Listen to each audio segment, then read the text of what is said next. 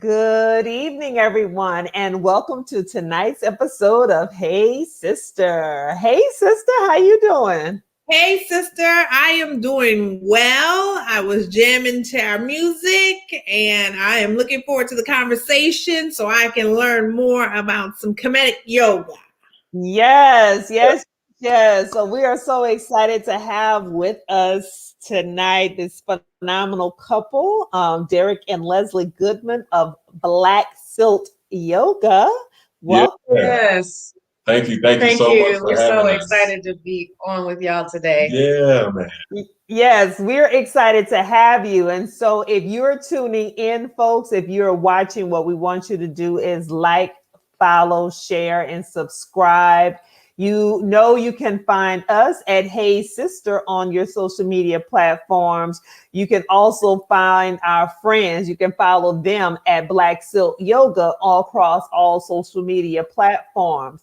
So we want you to do that right now so you can get ready to join us in the comments, because you know that's where the conversation goes down, in the comments. So we want you to join the conversation tonight in the comments. We have one of our super fans tuning in already. Hey Jody. Hey sisters. Hey Silt. Hey Jody. Hey Jody. How you doing tonight? And so we want you all to like, follow, share, and subscribe. People ask all the time, how can they support, right, sister? Mm-hmm. And one of the best ways to support is to just do those things, and it don't cost a thing. How about that? But in typical Hey Sister fashion, y'all know we have to start off with some hot topics. And the first hot topic tonight. So we, in the pre-show, we wish y'all could see the pre-show. We're going to start recording the pre-show, right? I don't know about that. Let's talk about the real family hustle. Sister, tell the people about what you were reading this week and about the real family hustle. Yeah, I'm still trying to catch up on everything myself, but it seems that one Mr. Clifford Harris, also known as T.I. or TIP, and his wife, Miss Tamika Harris, also known as Tiny, have been accused. Now I believe the number is up to 15, accused of some sort of sexual assault allegations, or by about 15 women. And it seems to have emanated from a woman who named Sabrina Peterson, who was one of their former friends. And actually, I hadn't heard much about it, but I did see T.I. post a video on Instagram. And I'm just, they put out a joint statement, but I just have to read a clip, a piece of what Mr. Harris said when he took to Instagram. It was, "What we're not going to do is open up the door to my bedroom. Whatever we ever have done has been done with consensual adults who into what we into and like what we like. If we want something, we know exactly where to go get it. We've never forced anybody. We've never drugged anybody against their will, and we've never held anybody against their will. We've never made anybody do anything. We never sexually trafficked anything."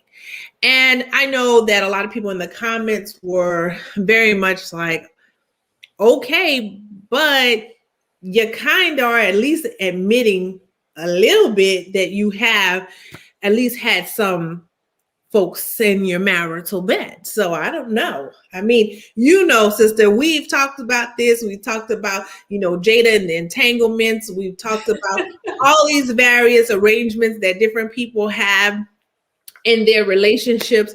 So definitely not here to judge. No, because we talked about it at Sunday school this morning. Ain't no judgment from here. No judgment here. But I will say, though, Chair, you can't be bringing everybody, especially folks who are not of age. And allegedly. No, that's not an alleged. You cannot bring anybody who's age. No, allegedly for them having somebody underage. Yeah. Whether they had somebody underage, all I'm saying is you cannot bring people who are not of age into your bedroom. You cannot bring people who are not able to provide consent into your bedroom. So whether it's T.I. and Tiny or any other couple, do what you do. You've been married a long time. I can't call it. I'm just saying, don't break the law. That's my comment. Oh, I don't know. Well, we have a married couple on here with us tonight. I don't know. Do y'all want to comment on that, or we all want us to just move along? Because see, we can just move along because y'all got this great energy and vibe, and we don't need to kill it. Yeah, we're not. There will be no. Yeah, so and it was just so we know, in our marriage, you know, it's just us two. You know, so that's what we subscribe right. to. Yeah. I don't need another person in our bedroom. There will never be another person. we good there. We're good there. All the balance goes out the window. But you saw how her constitution changed when she said that there will not be. You saw she kind of was like, ladies, y'all out there, y'all saw that shift in her energy. She was like, right. Let me let you know. But she also said that's not in balance, and I love it. It's not. One, it's two, not one plus the many. I don't know. Well, speaking of infidelities, how many of y'all got into this Wendy Williams movie and documentary? Child, listen. Well. Still. So Lifetime has been putting out the movies. Lifetime has been putting out the movies every week. So we talked about Salt and Pepper. Now Wendy Williams movie and documentary. We're looking forward to Mahalia. But I will say, I don't, she did the thing. I mean, evidently she had a lot of control and telling the story from her perspective and her point of view. And she was very clear on, some of the challenges that she experienced over the course of her marriage, some of the, challenges she experienced over the course of her career. And she did what a lot of us do as women. She just kept moving forward. No matter what the hurdle, no matter what the challenge or obstacle, even though you're breaking inside and you're isolated and you're feeling alone and you had no one to talk to, even though she had like what she called this kind of ideal family structure that she came from her, mother, father, and her siblings. She kind of had what looked like picture perfect, but, it was anything but, because that constant criticism about her size and her weight as she was young. And so you just go further and further into yourself, and you have no one to talk to. And then all of these things happen to you and you continue to go further and further into yourself and just keep going on with this look of normalcy on your face while you're dying inside. And she seemingly did that a lot. And she's not the only woman who have done that. So I think a lot of people will resonate with that piece of the story. I don't know, sister. What was your take? Well, I thought it was interesting that she began about, the weight thing with her mother, because her mother just recently passed away. And I thought it was interesting because I was wondering, did her mother get a chance to see this before she passed? And if she would remember it the same way. Well, her parents are in the documentary though. Oh, they are. Okay. Okay. I haven't seen the documentary. I started watching the movie itself. I'm not quite finished, but I think, again, Wendy's been a pretty open book for years. So I definitely, didn't know that part of her drug addiction was related to this whole weight issue, which I gotta say, as somebody who myself, I can admit to thinking that I was overweight as a kid. I don't know that I would have gone to the snort and coke thing though. That is like that's a leap, bruh.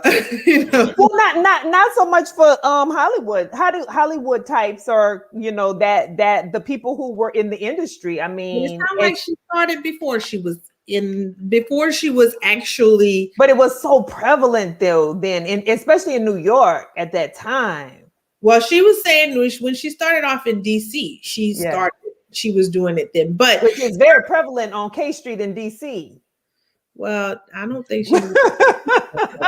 I'm just saying it seemed interesting to me that she started using early on and that it was sort of a way to help her maintain her confidence as well as manage her weight. But she's still been talking. Like I said, in the last few days, she's talked about pulling Method Man again. She keep bringing Method Man up, and she's talking about the one night stand that she had with Method Man, and folks are like, "Girl, please stop talking about Method Man." Right. You already a few years ago called that man's wife out and said she announced to the world she had cancer when they had kept it very private. Now you talking about she had a one night stand, but you were steady saying Red Man in the interview. So I'm like, was it Method Man? But or was it a man? Right? How about that? So I think at the end of the day, what we can all agree on is that, Wendy definitely has done things her way. She has not necessarily gone the traditional route, but she's worked very hard. And like she said, I mean, she didn't stay unemployed for more than 2 weeks. So every time she got fired, she bounced back. So if nothing else, we can definitely say we can applaud that. But I think to your point, sometimes people hide what they're really dealing with, and they keep going, and eventually you will crash and burn. And that's what we've seen recently happen. Actually, I think right now she's actually going through it with her brother Tommy as well. And they were very close. You'll see that if you watch it. I know, Leslie, you were saying some of the things that you in the pre-show we were talking about Wendy, and you were like just watching what she built, right? And it looking at that. Tell us what you were saying about that. Yeah, I mean, I feel like no matter how you look at Wendy Williams, I always really try to find that aspect of someone that I can pull from. And I honestly believe just being a Black woman, not that I look up to her, but I look up to the things that she's done. Just the status that she's been able to get to, being a Black woman, especially in the industry in Hollywood, that's hard. And she's pretty top tier, no matter how you look at it. So I respect her boss moves. I really, really do. I look at her like the fact that you mentioned, Christina, how she bounces back so fast. Like, how do you just get thrown off a pedestal, basically, and then you just bounce back immediately? Like within a week or so, she's back on. And that just shows to me her tenacity for life. And like, no matter what, I'm still going to elevate. So I try to take that from her. And I feel like especially with Black women in the industry, I can pull a positive quality from everyone. And for me, I look at her as like straight business. That's one thing you can't take away from Wendy Williams. Like she's on top. She's about her business. She really is. I'm not mad at it. Well, Letitia said, child, she was raw and revealing. Yeah. And she also said, she and her mother must have gotten closer as she became an adult. She was always in the audience. And I think that it definitely happens over time, as we mature.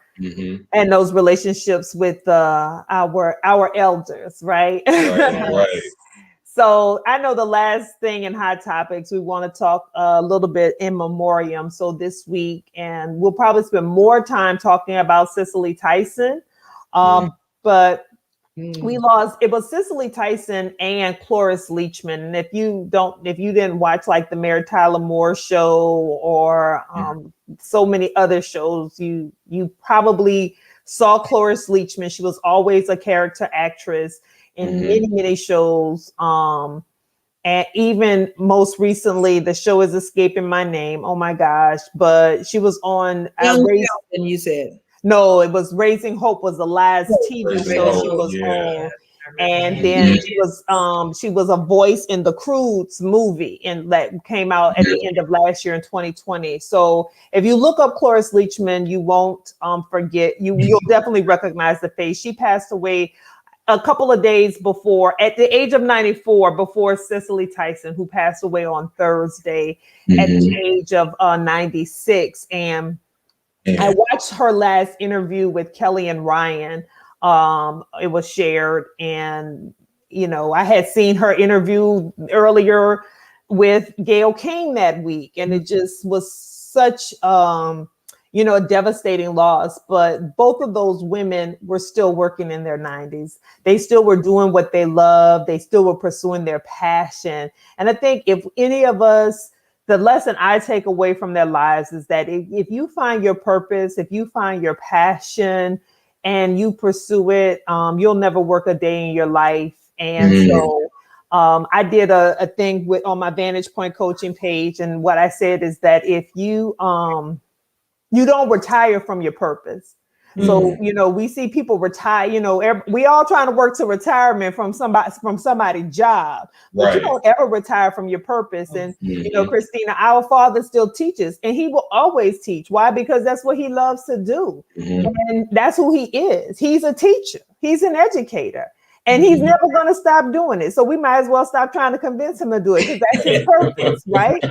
And so that's the same thing with those women. I mean, Cherish the Day was the last show that we saw, where she played Miss Luma on OWN. That was the last scripted series that I saw Cicely Tyson in addition to How to Get Away with Murder. It's just like, you do not retire from your purpose. And watching those women live out their lives to 94, 96, doing what they loved, you can't ask for more than that.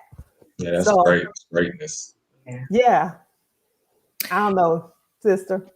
Well, I just, Cloris Leachman was also on Dancing with the Stars at one point, into that. And she was one of the older contestants that was on there. But I think with both she and Cicely Tyson, to your point, I think it was more than just acting. And so when I listened to Cicely Tyson tell the story about the journalist that she met when she was doing Sounder or after Sounder, and she met this journalist, and he just was like, he just couldn't get over the fact that the son, the character, called the father character Daddy. And she said, well, what do you have kids? And he was like, yes. And well, what do they call you? Daddy. And when she said, it was like that hit her in a place to say, oh my God, this man doesn't see us as human. And that was the pivotal transition point for her from being just, I would say, just an actor, because she definitely got into it as just, to make some money, but from an actor to an activist. And to your point, you don't retire from your purpose. You don't retire from your passion. And when you do things with intention, and I think she was very intentional about the parts that she played. When you do things with intention, you will be properly rewarded. Things will also come to you. So I just, there was a part of me when I heard, particularly that Cicely Tyson had passed away, it was like, wait, that's not right. That Tyson is not supposed to pass away, But again, in that interview with Gayle King, when she said when the time comes, what would you like people to remember about you? And then she's like, I've done my best. And yeah. And she did. And she did. She really did. And as Donald says here, rest in peace, Queen Mother Cicely. And so we definitely say rest in peace to the Queen Mother Cicely. Absolutely. And and then that's going to lead us into this conversation that we're going to have tonight, because this brother and sister right here are on a purpose journey as well. Yes. Right? Absolutely. Yes. I love that purpose journey. Yeah. Yes, they are. And hashtag purpose journey. Right. So I had the privilege of meeting them some months ago at doing one of the virtual expos with the Black Coffee Company. So shout out to the Black Coffee Company. Shout out to our brothers. Yeah, and so we're just so excited to have Darrick and Leslie Goodman of the Black Silt Yoga with us to tell us your story. So tell us your story. Tell us about your purpose and your story. Oh, man. Well, first of all, we want to just thank you for having us on. I really, when you sent the email, I was very, very excited. First of all, because I love to talk. But secondly, because we love to share what we do. Yes, absolutely. And I believe that what good is a gift if you can't share it to your people? And that's how, to me, it comes to life, being able to share. And that's how you continue the cycle. But anyway, we are... So, go ahead, man. You go ahead. No, he's on you. So it started what, 2018? 17 is when we started. 17 is when the journey started, right? So real fast, me and my wife went into this gym because we knew the owner of the gym. And so when we went in there, we were working out, and then we saw this gentleman walking out, and he was teaching yoga in the gym. And so he was actually, come to find out when we met him later, he was offering classes, and he's the only teacher who taught Kemetic Yoga that we know of, period, in the United States, that could certify, us teaching Kemetic Yoga. So we got with him and we started training with him, and it was incredible. It changed our lives.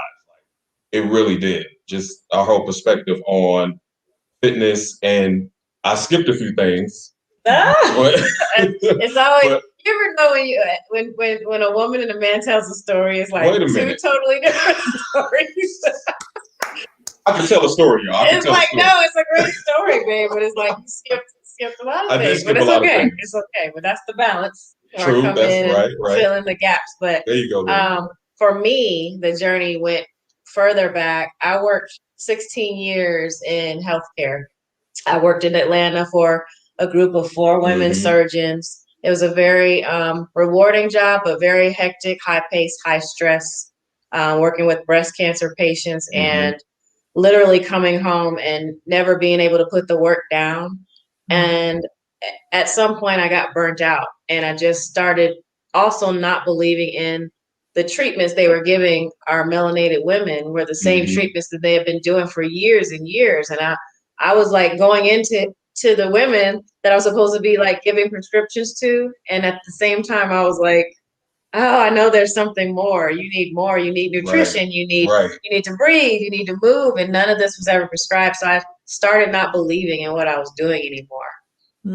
So I left my job of 16 years, did very well in the job.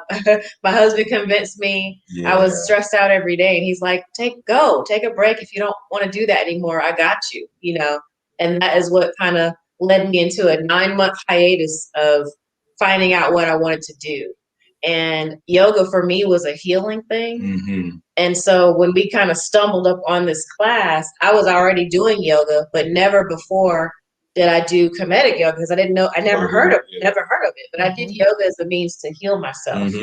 And then we found Kemetic Yoga, and that's kind of where it started for us. We just I dragged him with me to class and we ended up liking it.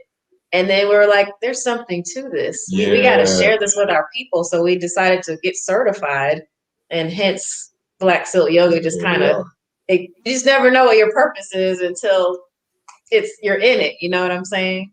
So then tell us what, I just got to ask. You dragged him to yoga. I dragged him to. He actually went and participated. How did that work? Because I could try to drag, and guess what? I would be by myself drag. So look, Christina. So we were going to the gym. The good thing was we both knew the gym owner, right? So we were going. Most men are like, I'm doing weights, I'm running. That's it. When they think of yoga, they think of it's a feminine thing. The first thing that comes to our mind is like, oh, yoga's for women, man. I don't do that.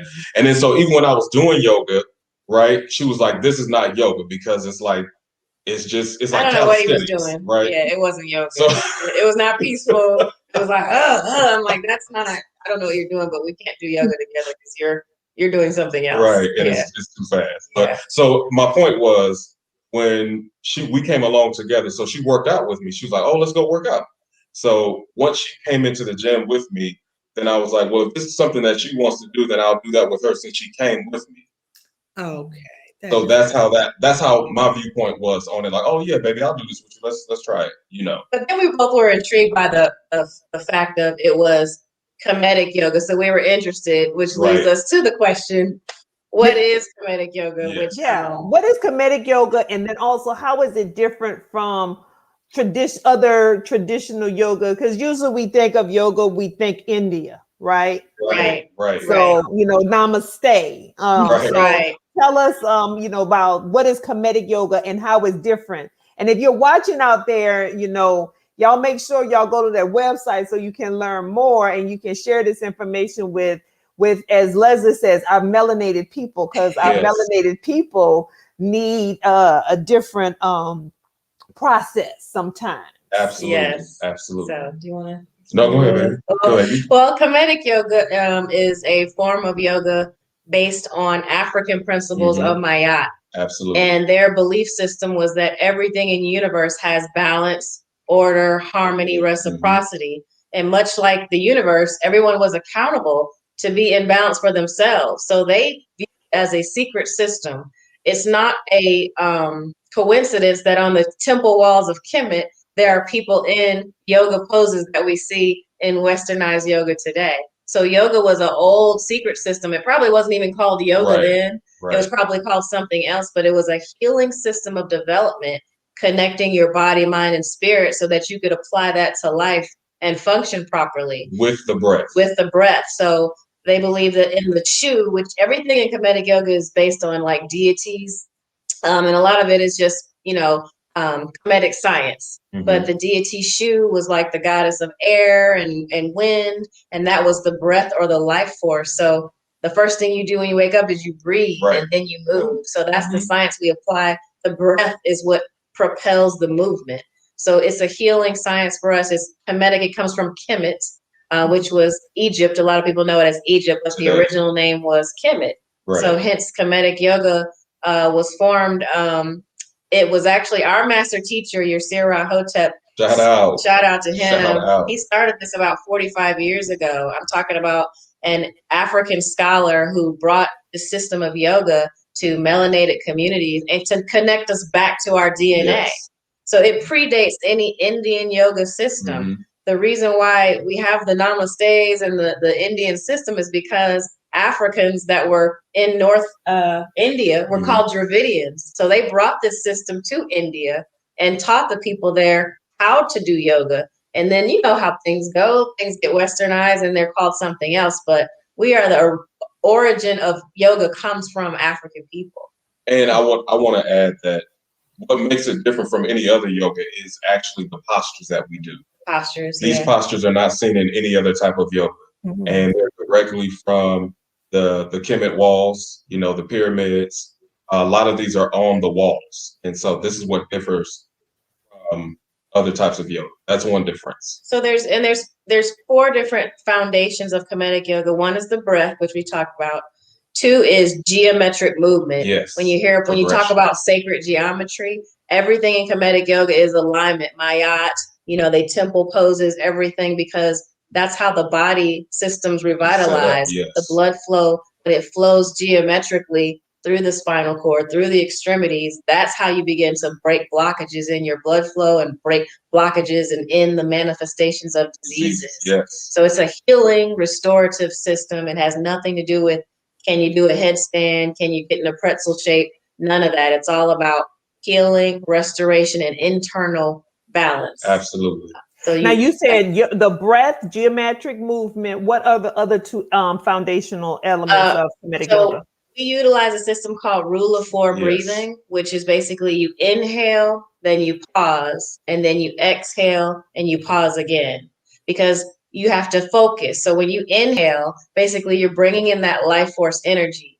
When you pause, you allow that oxygen to oxygenate the brain and the tissues. Then you exhale to send all that new energy through all your extremities. And then you pause again, because everything you do in life, you have to, and this is how you apply it to life. You breathe and then you move, and then you have to focus on it. Let me think about my next move before I go out and do something. So that is the 3rd principle. And then the last one is the the internal energy force. So Yes. you cultivate energy within. You cultivate energy within, and that's how you heal, because you're creating your own energy. And that's where like alchemy comes from, those healing systems, Reiki. You can actually use your own hands and heal yourself. And these aren't new things. These are African principles. They did all this alchemy and metallurgy and healing people with hands. And now they call it, witch doctors and all that. But all of that was just ancient African traditions that we're trying to bring back and reclaim and share to people through breath and movement. Yes. Okay, that's phenomenal. Well, folks, I know you all have some questions out there, so be sure to drop them down in the comments. This is very, as we know, everything has its origins on the continent of Africa, right? Even human beings have their origins on the continent of Africa. So why not yoga have its origins on the continent of Africa? I mean, math, science, engineering, pretty much medicine, everything we know kind of has its origin there. So why not yoga? So I love that. So y'all, if y'all have questions, drop your questions down in the comments as we go on. Now, one of the things that I've been following you all on social media that's been really, so Christina alluded to a little bit because you're talking about that dragging piece, but Darrick, you are doing a lot. The pull. Pull. Drag, pull with force. Pull with force. A push and nudge, whatever it was. Right. But you are doing a lot of stuff with brothers in yoga. And I've seen the some of the things that you've been doing and gathering men. I saw one where you were doing the with the new moon energy and the brothers. Yes. And we had what was the celestial when we had the Christmas star thing, was it like Jupiter? The solstice. The winter solstice. Oh, you did a solstice, thing with brother. I know we also had when Jupiter and Saturn. You could see, and so but you get brothers to do this. Wait a minute, hold up, player. Tell us about that. Yeah, Demetria. So we the good thing is just you have to connect. Connecting with brothers is not hard, But the reason how I got them out there is because they've been taking classes with me and my wife, and so they've been seeing how we work and seeing how it's benefiting them. And so I do a series under Black Silt Yoga called Men Up. So it's called Men Up Men, and men is actually a deity, pre-dynastic deity, which is a masculine figure in Kemetic Yoga, And so I named it after men because he is it's dealing with the masculinity and vitality and virility of men. So it's like to me, it's the first masculine figure that I have seen in ancient times. And so how I got brothers into it was just basically breaking down that knowledge of, we were always into health as Black men. We were always into our physical health.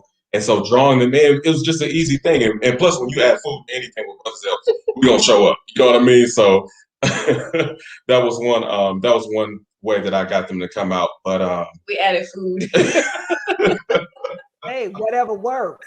But I love it. I love it. And even like you said, just connecting to our ancestry. So we have a question here from Donald. So there's a good brother who's watching right here. He said, do you all have a book, or has there been put in any books to learn more about Kemetic Yoga? Yeah. Thank you. That's a great question. And we get that question a lot. Yes. And unfortunately, no, there's not a lot of books on Kemetic Yoga. There's a lot of books on Kemetic science. So yeah, there are recommendations we can give for Kemetic science, but a lot of time for Kemetic Yoga, it's a hard sell because a lot of people don't believe in it. So there's papers that are written about Kemetic science, and there's knowledge of them doing movements, but they just don't call it yoga. So because of that, it's almost like people can't connect with it because it's not in a book. But there are a lot of scholars who have done research and things like that. So yeah, Runoko Rashidi, Yasir Hotep, Wayne Chandler. Right. There's lots of books that have Kemetic science in them, and the yoga is within those books. Ashraf Kwesi, they actually do a whole tour of Kemet, and they speak a lot about Kemetic yoga. So yeah, and then you go to Kemetic Yoga Skills. Is it Kemetic? Yeah, KemeticYogaSkills.com. There's a slew of information about Kemetic yoga, where it started, how it was founded, things like that. And books that they recommend. Yeah, on their site for people to read in order to understand Kemetic yoga even more. That's a good question. We could put our reading list. We have a reading list of books that we study, we follow. We could put that on our site so that people can know where to find that information and tap in. Okay.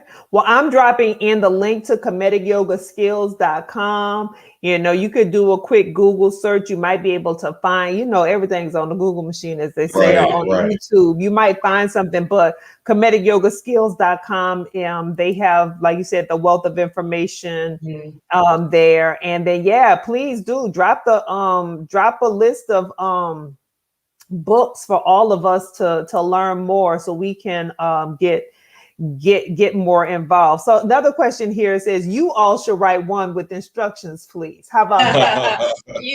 Denise, we're working on it. It's so great how alignment works, because people end up asking you things that you're in the process of doing. So we've been elevating every year and trying to do things within our means, but now we're just like in the path where like every time I have a thought now, I finish the thought. I'm trying to be more consistent. That was one of my manifestations this year, to follow through. Like once you think of an idea, it's not a stupid idea. Let's go ahead. So instructional books are coming. As well as a teachable website where people can learn, especially with the whole virtual now. A lot of times people didn't want to leave their homes, but it opened up a whole new array, is that a word? Of people that I didn't know that we could, a plethora of people that I didn't know that we'd be able to affect in their homes who want to learn this system. So that's coming too. Yeah. And I just want to just address my brothers out there. A lot of us have a ton of health issues. When you think about the stress that not only that Black women deal with, but Black men deal with, and the fact that we're not in touch with our emotions, the fact that it's harder for us to express emotion and even talk to each other versus even our partners. Sometimes it's hard for our partners to I got to pull this out of you just so I can help you communicate with me. You know what I mean? So a lot of women. Girl, you need some tea to sip right there. Go ahead, find it. That's real. I don't like my sage, but I don't want to be rude.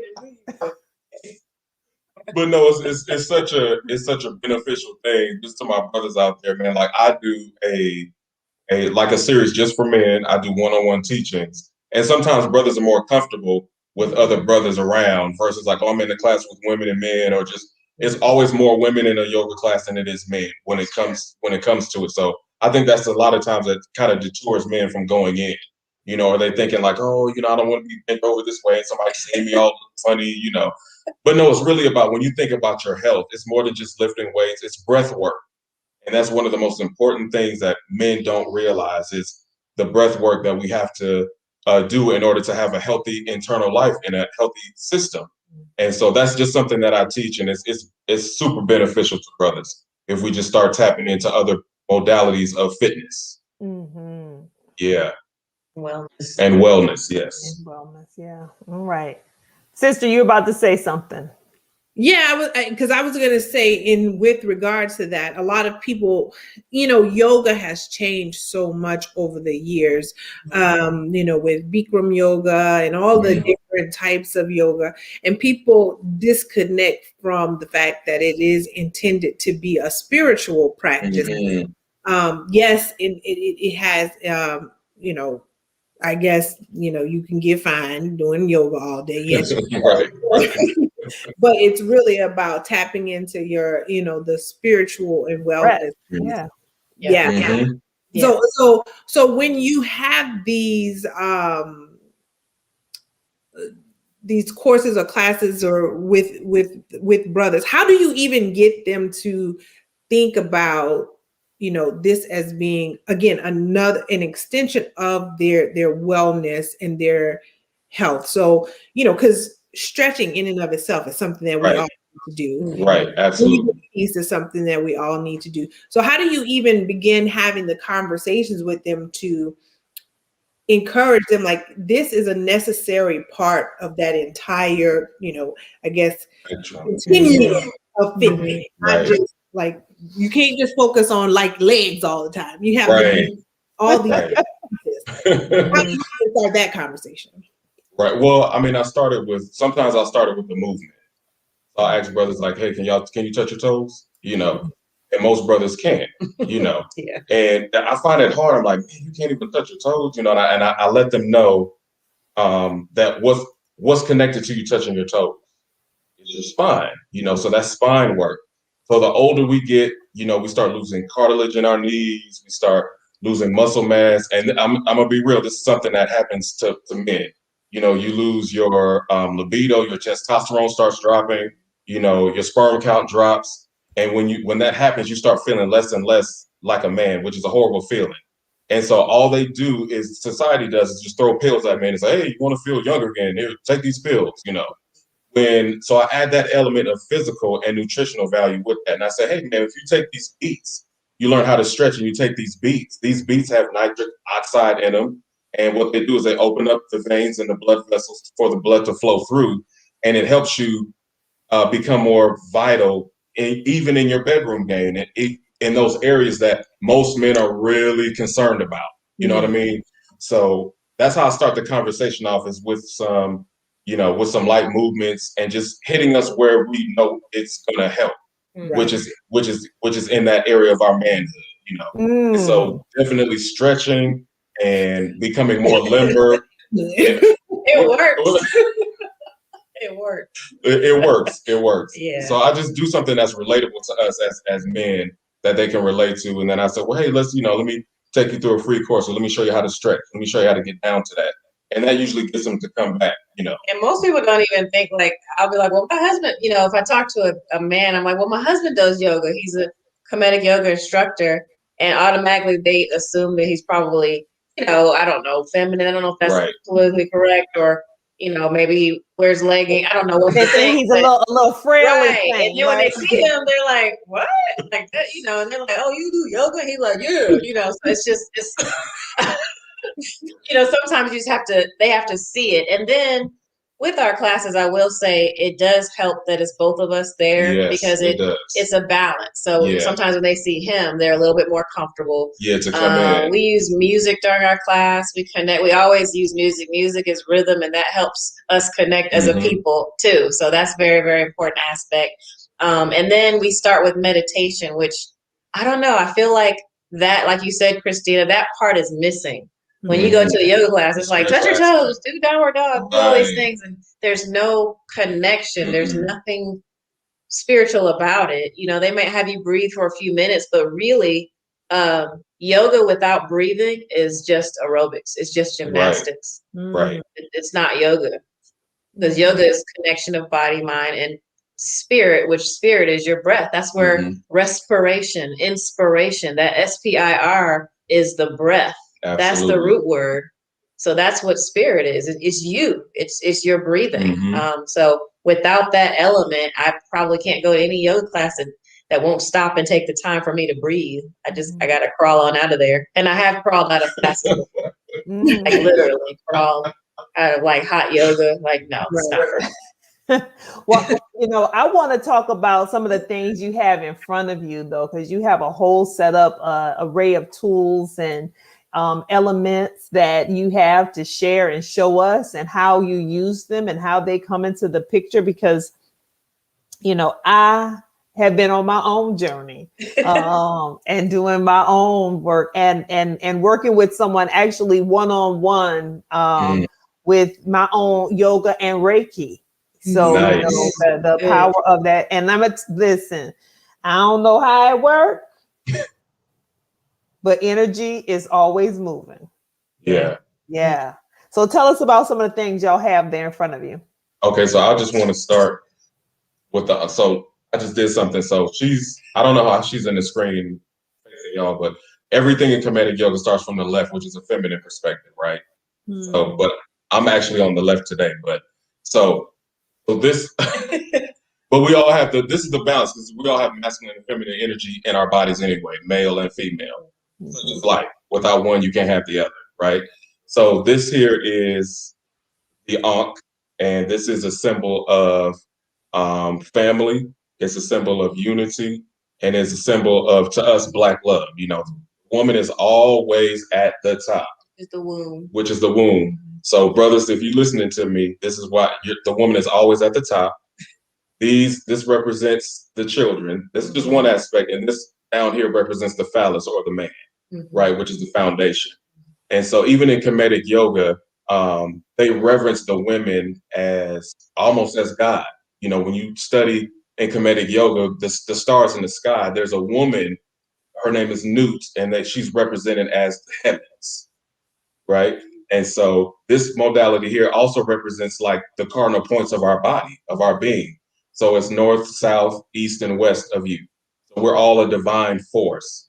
So this is also a healing tool and a method of, just like Reiki, you know, it's a tool of power. It's a tool of remembrance. Every time I look at this tool, I really understand, you know, what my role is as a Black man or African man to my wife, to my sisters, to any Black woman.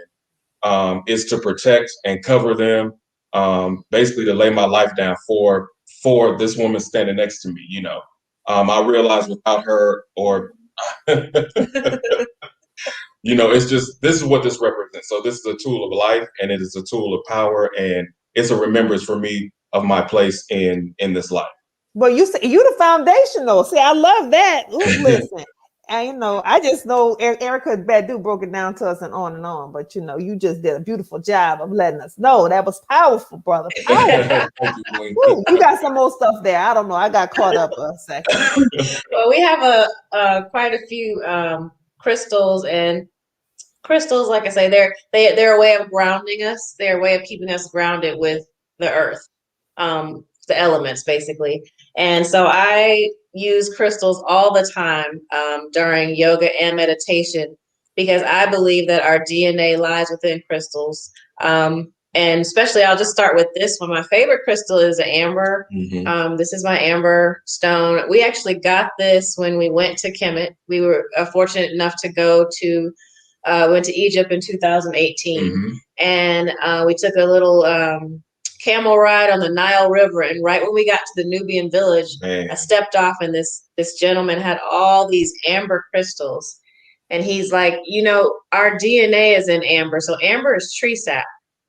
And if you think about tree sap, how long have trees been here? You know, millions of years. So our DNA is in this amber. So for amber to crystallize, this comes from the earth. So this was, you know, dug up from the core. So what's inside of this? So for me, when I went there to Kemet and I got this piece of amber, it smelled like it. The smell is amazing. Like you can actually smell the amber off of here. I don't know what they do to it when it comes back to the States, because you don't smell it as much, but these you can actually smell. And I look at it like this is Mother Earth, and this is there, and I believe my ancestors are in this. So I use it for healing. It's a very healing stone. When I need comfort and healing, I keep this stone, which is for me every day. So I have this is my sodalite is inside of here. You can't really see it, but it's for the power of your speech. You usually wear it around your neck. When women wear blue stones and turquoise, if you look at a lot of African women, they wear this blue stone around their neck. It's turquoise, or their sodalite, or any other blue stone, because it opens up your throat chakra for the power of us to speak, your Tahuti chakra. And so a lot of times I used to have a problem speaking in front of large groups. So I carry this stone just as a tool for myself. So it gives me the power of speech, which I clearly have gotten over. Clearly, that one down. He doesn't like me to have. He's like taking this one. I'm like, what are you doing? Put that down. I'm like, baby, you good? You don't need stone. These are your stones, but I have hematite. Hematite. The root word of hematite is hem, which means blood. I have anemia. So these are really good when you have any type of, if you're anemic or you have any iron issues, iron imbalance, or blood disorders. It's a cleansing stone. It's good for everyone. Just even if you don't have blood disorders, why have them? You know, carry you a hematite, and it really does help you that way. Yeah, and so and another aspect of the stones is, you know, you have to charge your stones. So a good way to charge your stones is under Ra or under the sun. In direct sunlight. Yeah, in direct sunlight. Those beautiful days, I think we were talking about that in the pre-show, like in the beautiful days when there's the sun's out, take your stones out and directly put them just right in the ground and let the sun discharge them, leave them out there all day. And then when you get them back, they're nice and cleansed. Or you can use salt water. On some. On some of them, you can use salt water. So there's so many. You could talk like for 10 hours about crystals, and I love it. This my clarity crystal here is a clear crystal quartz, which I recommend everyone have a clear crystal quartz. You can put it under your pillow. It is for mental clarity and clear thought. If you go to bed in a state of confusion, you'll wake up with clarity if you put this stone under your pillow. But you have to not just put under your pillow, you have to believe in the power of the stone. You have to believe in ancestral tools and believe in things that you can't see. Believing that they actually work and there's a real true science behind it will help you. I wake up at 4 a.m. and I'm always thinking of ideas, and this helps me to. Well, I mean, you know, hey, there's definitely, you talk about, we said the healing energy of elements, you know, all of those elements come from the earth. And, you know, just even the principle of us going outside and standing on the earth barefoot and grounding ourselves because of the energy from the earth. You know, we don't connect back to the earth enough. And so, and these things, whether it's crystals, whether it's these ancient movements, they preceded us long before we even came onto this earth. And since they survived, we know they survived because we're here. There's definitely something to it. So we just can't discount it. You know, I don't know, sister. What questions do you have, sister? I have a lot, but I was gonna say, well, since we're on the topic of crystals, let me ask this first again. So where do we start? So for those of us who have not made our pilgrimage to Kemet, where do we begin? Where do we buy good crystals that are quality and have the right energy? They're usually in, you know, you really have to like look at these smaller shops. A lot of your I should say African shops that have like incense, and you know, they're every I will say this, every city has a healing shop somewhere, and you really have to do your part and find it. And they're always usually these small shops that have like your sages and your incense and all your cleansing tools. For us in Atlanta, there's so many of those. So I know we're very fortunate to be here. There's crystal shops here where you can actually go buy just crystal. You can get them online. You can buy crystals online. I don't know. Right. Yeah. Exactly. And we like a raw, like when you go into the shop, you can see a raw crystal and versus like a smoothed out crystal, you know. And so you actually want to know what you want, because you have to touch a crystal. For us, I have to touch it and feel, you know, to see if this is speaking to me or and it's not some spooky thing like, oh, this is speaking to me saying hit me, you know, nothing like that. But well, I think we're just we're not so like, you know, we're not used to like a sensitive, subtle touch anymore. You know, so everything's so fast. Like, I hurry up and get it, without actually putting something in your hand and just waiting to see how you react to this crystal. Like, you know, same thing when people go shop, you know, you try on a dress or you try on shoes, and it's just like, oh, these shoes feel good. You know, I'm gonna get these. It's the same principle with crystals. That's just my thought on it. So. And I would start with for someone who's never bought a crystal, I would definitely start with a raw crystal, and I would start with something like a clear a quartz, because it provides clarity. And once you have the clarity, you're able to open your mind to the other things. So that would be the first thing that I would purchase. A crystal quartz, I would buy it raw, because a lot of, like you was just saying, a lot of the smoother stones, they've been buffed, but that means they've been touched. They've been processed. Someone's been grinding on them and putting in a whole bunch of stuff on them. So a raw crystal is always your best bet. I would take it home. I would drop it in water, and I would put like Himalayan salt in there or sea salt in there, and I would cleanse the stone. And then I would take it out. I would leave it overnight, and then I would take it out, and then I would look. There's research. You can get books like, especially like Queen Afua's books. These books help you learn how to use crystals. Her book, Sacred Woman, has a lot of information about why you even need this stone and what it does for you mentally. And I think having that connection will kind of help you open up to other stones, because it is a process. If you've never done it before, it's like, where do you start? Right. And I definitely would start with the clear quartz. Okay. We had a question there in the comments that says, what's the crystal for anemia again? The hematite. Okay. Hematite crystal. It's a beautiful, I don't know if you can see it. Yes. Almost looks like metal. And then I'm dropping a link in the comments there for Sacred Woman, Feminine Spirit, Healing Feminine Spirit. That's the name of the book. It's a Sacred One. It's by Queen Afua. Let me make sure. Yeah. Well, She has two. One is Heal Thyself, and then she has another one is Sacred Woman. Okay.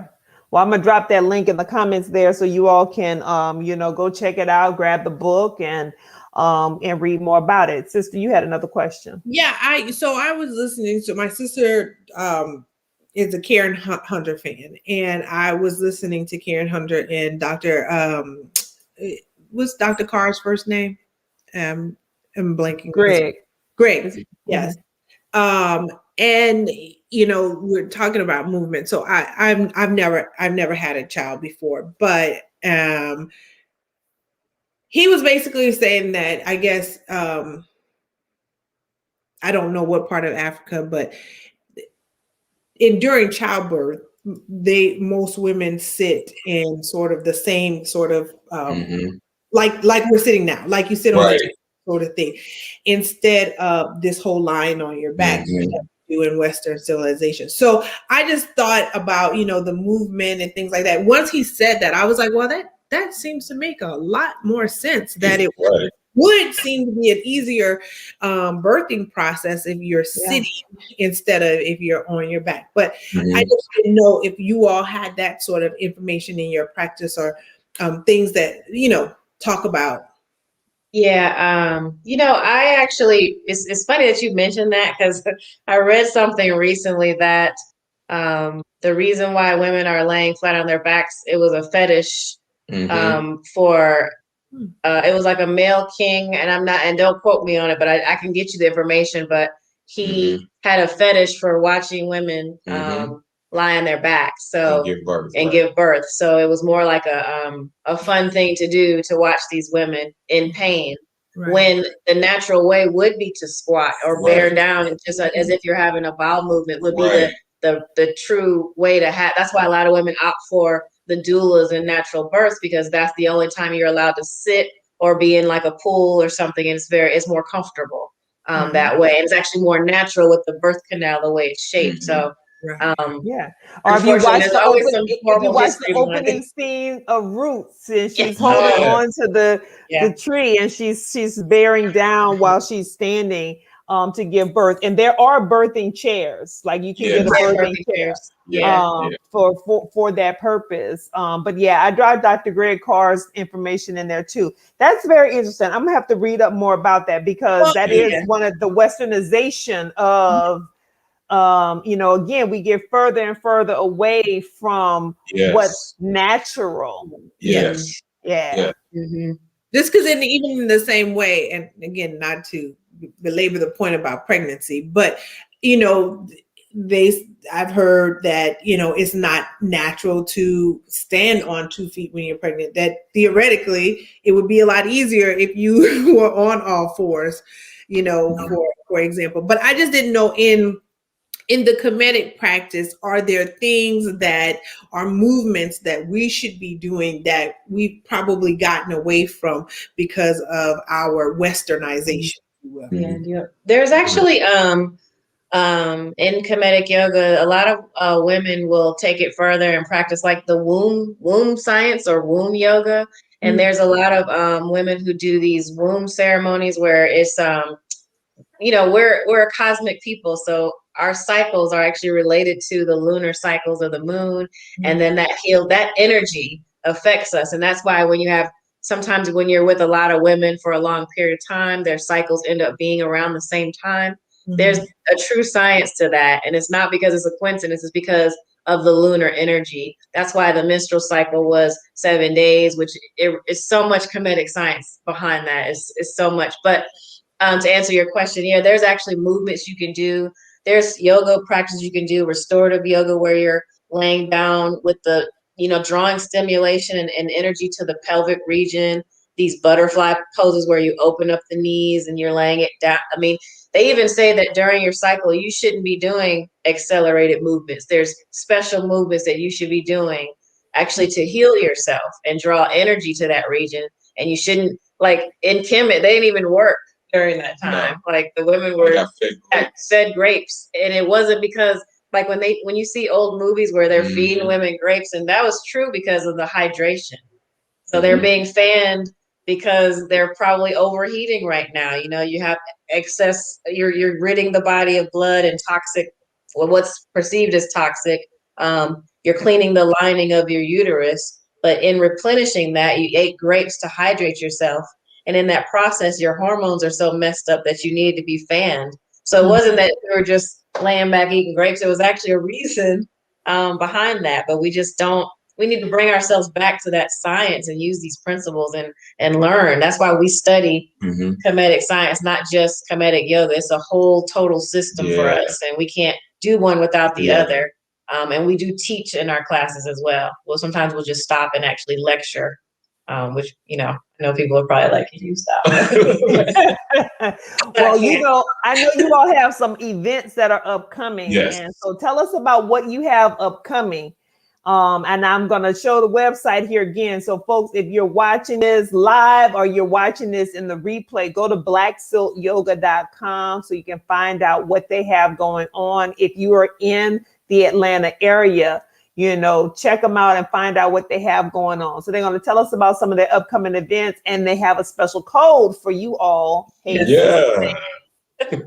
So our next upcoming event is a special one that we do. It's a workshop, and it is dedicated to a coma. It is the alternative to Valentine's Day. And basically it is our Love Aligned event. Well, it's a couples event. And so what that is you come out, and we definitely teach you about the true meaning of the heart, and where it came from, and Dinkra sign and symbol of what that means. And so that is on February the 14th of this year. And what else, baby? And what else? And what else? I don't know. No, we're actually, February is a very short month, and we usually do our events on the weekends. We do virtual restorative yoga, which is a couples yoga session. I have and that's on Saturday, February 20th, I believe. And then I do a class called Kemetic Yoga and Coffee. So I started a club for women where it's virtual, where we sip coffee from Black-owned coffee shops. I try my best to patronize Black business every day, all day. And with coffee companies, there's so many popping up because there's an origin with that, with us in coffee. So what I did was try to bring the two together. Coffee, something that came from Africa, the root of Africa, and then Kemetic yoga. And I put those two things together. It's a very unique type of thing, but we drink coffee, we sip and chat and bond as women, and then we move into our Kemetic yoga practice. So that is Kemetic yoga and coffee. It's 9 a.m. on Sunday mornings. I teach it by myself because he doesn't want to be around all those women. And then my husband teaches Men Up Men. Yeah, it's a Men Up Men, which I was talking about earlier, which is usually once a month, where we get together. It could be at a park. Normally, when it's in the warmer months, it's in the park. But now I do it virtually, or either at a selected location, where we just get together. We talk about issues that men deal with. We go through what I call a masculine energy Kemetic yoga flow sequence. And so I do that usually once a month. And then all these events are on our calendars, and those calendars are on our webpage, which is blacksiltyoga.com, and on our social media pages, our IG and our Facebook pages. And I will say that what we do is at the end of the month, we put our calendar for the next month up, usually on the first day of the month. Right. And the reason we do that is because we don't have a storefront. We're a moving business, and we're a mobile business. We like that. So we're able to drop into the community. That's our whole thing. We like to drop into businesses, drop into homes, drop into community centers, because that's the only way we really can bring our service and touch the entire community. So we purposely don't have a place. Everyone's always asking us, where's your studio? Where's your studio? I'm like, if we wanted one, we would have had one by now. We really don't want that. We like to bring Kemetic Yoga to the community, and we have to go to them because they're, that's the only way to bring it to us, Yeah. So that's kind of something that we love, and we love to solicit Black business. So we're always trying to go to Black restaurants and, Black stores and I'm looking for Black nail shops and just everything, so I can start bridging those gaps and building community. Demetria, that's the whole reason we got on the expo, is so that we could get with other like-minded Black businesses and let them know that wellness is a part of all that. We need that too. So we're trying to build, and we love it. So what about the code? The code. Yeah, we have a code, a promo code, and we're going to do this all week long. We're going to run a special. It's going to be 15% off of all of our virtual and in-person classes, as well as workshops. 15% off.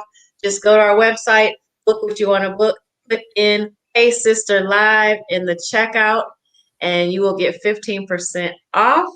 And the code will be running on our page, so just in case you forget it. And that's it. Come get listen, wellness. you cannot beat that, y'all. So I would say, go to the website now, take a look. Even if you don't know what you're gonna take, go ahead and book something so you can get that discount, and you can give it a try, right? Because or call for a consultation. You can, if you're unsure. We do have a way you can just call us. We have our number is 1-833 Black Silt, and you can call us and we can give you a free consultation, because you may not know what you're getting into. Yeah. So that's why we love to connect with our people so we can talk. Yeah. I love that. Absolutely. I love that. Well, hey, listen, I say go ahead and buy it now.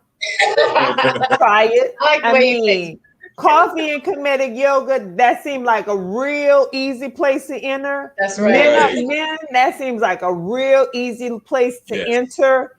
If you're intimidated by one-on-one, it sounds like those group settings are great places to enter. Absolutely. So you can learn more, get the experience.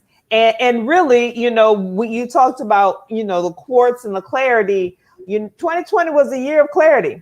Yes, it was. It was definitely a year of clarity for all of us. So now it's time to be very intentional in the moves that we make and how we connect. And I think this is a great time to really kind of get connected back to our roots. So, sister, any other questions or comments you have in closing before we get ready to go to closing? My last question, and this is completely off the subject, but you did reference the gentleman who taught you or from whom you learned. But what is the term Hotep? What are your feelings? Because it seems like it has gotten sort of a negative connotation over the last few years. And I noticed that, in his name, Hotep is a part of it. So just thoughts. What are your thoughts about the use of the term as sort of almost a derogatory sometimes? Yeah, it's hard. It's hard to and I have heard that Hotep means peace. And we always end of all of our sessions with Ankh Uja Seneb Hotep, which is long life, prosperity, good health, and peace. And so I understand when people put negative attachments to words, but I believe in the etymology of words, and the true meaning of the word Hotep is peace. So I'm going to just keep, spreading that and reiterating. Sometimes you just have to unlearn stuff and relearn and unlearn it and relearn it again. So I don't want to stop saying Hotep because I know what it means. You know what I mean? So I just have to keep putting it out there. Right. Well, thank you. Thank you for that education. And so I guess with that, I would say hotel. Hotep. Yeah. Hotep, absolutely. Hotep. But you know, I loved how you just said that though, Leslie, about the etymology of words. Mhm. Boy, if we start, because one of the things I do a lot when I do my trainings and workshops, I always go to the definition of words. Like we have to be clear about the meaning of things Mhm. before we start talking about some things. Mhm. Because I might be talking about this and you'll be talking about that, but we both talking about the same word, like Right. how truth or fact has been distorted in recent years as well. How about that? Mhm. But you go to the True. root word, you go to the etymology, you go to from whence it came, then there is no Yep. there is no disputing. Nope. Yes. So let's go to the etymology. The etymology means peace. Right. Yes. And so with that, I'm gonna say hotep to you as well. Thank you, Queen. Thank Yes. you, Queen. Yeah. Hotep, Queen. So This yeah, is so awesome. Thank you so much for having us. No, thank you all for being being here. here Wonderful. and very enlightening. Talk much longer, but Yes, we can All go right. on because all of us can talk. That's what I do know for sure. But blacksiltyoga.com, the promo code is Haste. It's the live. It's going to run this whole week. Go sign up for a class, a session, sign up for one-on-one. Call them at 833 Black Silt. So if you want to have a consultation and just learn more, because this is the time and the season for us to learn. And so we hope that you've enjoyed kind of this whole series this month of January. Is about resolving to do things. So we talked about Yes. resolving to do good. We talked about resolving to eat good. We talked about resolving to get our money right. And we talked today about resolving to get fit and get Yes. fit in a way that is connected to our ancestral roots. And that can be nothing but good for us. Right. So, yeah. So with that, we're gonna sign off tonight. I'm gonna say Christina and Darrick and Leslie, thank you. Y'all wave to the camera and hold the line while we say bye to everybody. Bye.